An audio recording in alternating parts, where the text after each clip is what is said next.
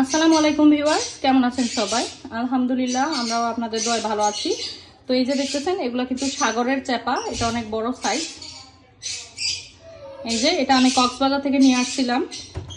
তো আজকে এই চাপাটা আমি ভর্তা করব একটা ইউনিক রেসিপিতে, আলাদা একটা রেসিপিতে। আর সচরাচর আমরা যেভাবে চাপা ভর্তা করি এটা সেভাবে না, এটা আলাদা একটা রেসিপি।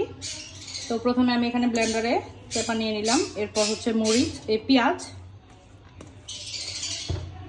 আর রসুন, পেঁয়াজ আর রসুন দিয়ে দিলাম।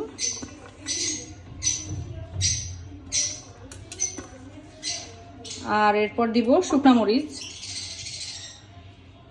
তো এই যে শুকনা মরিচ এখান থেকে বের করে আমি বটাগুলো ভেঙে নিব।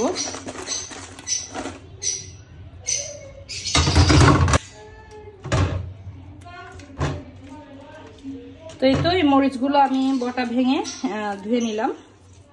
এখন এগুলো দিয়ে আমি ব্লেন্ড করে নিব। এটা কাঁচাটাই ব্লেন্ড করে নিব।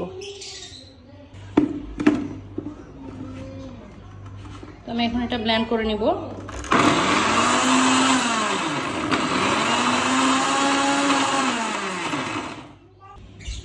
তো এই যে দেখতেছেন, এখানে আমি এটা ব্লেন্ড করে নিয়ে নিয়েছি।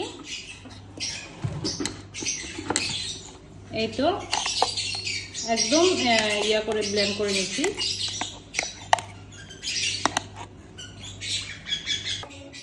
তো ব্লেন্ড করে নেওয়ার পর এবার আমি একটা কড়াইতে একটু সরিষার তেল গরম করে নিব।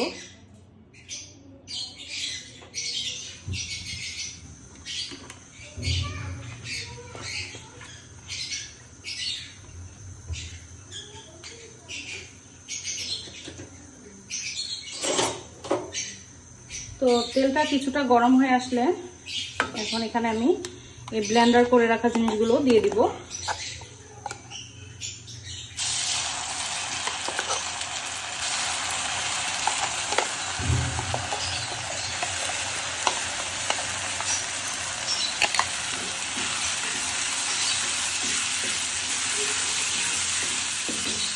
সবটুকু দিয়ে এটা অল্প আছে কিছুক্ষণ ভেজে নিব।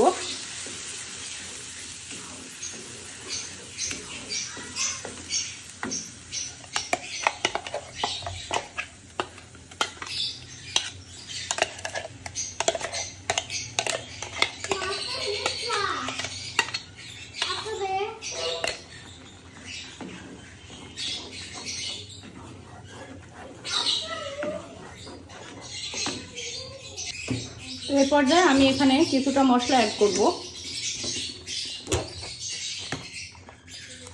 দিয়ে দিব লবণ, আর হচ্ছে এখানে একটু ধনিয়া গুঁড়া, গুঁড়া মরিচ, আর এখানে হলুদ গুঁড়া।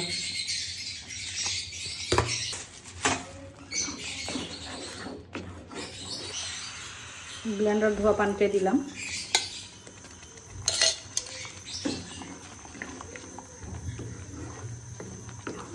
এবার ভালো করে নেড়ে চেড়ে আরো কিছুক্ষণ রান্না করে নিতে হবে।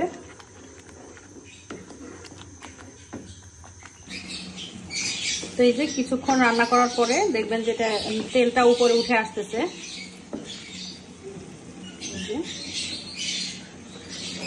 এটা হয়ে গেছে। তো এই যে দেখতেছেন, এটা হচ্ছে ফাইনাল লুক। আমি ভর্তাটা বাটিতে উঠিয়ে নিয়েছি। এখন এটা গরম ভাতের সাথে ট্রাই করব।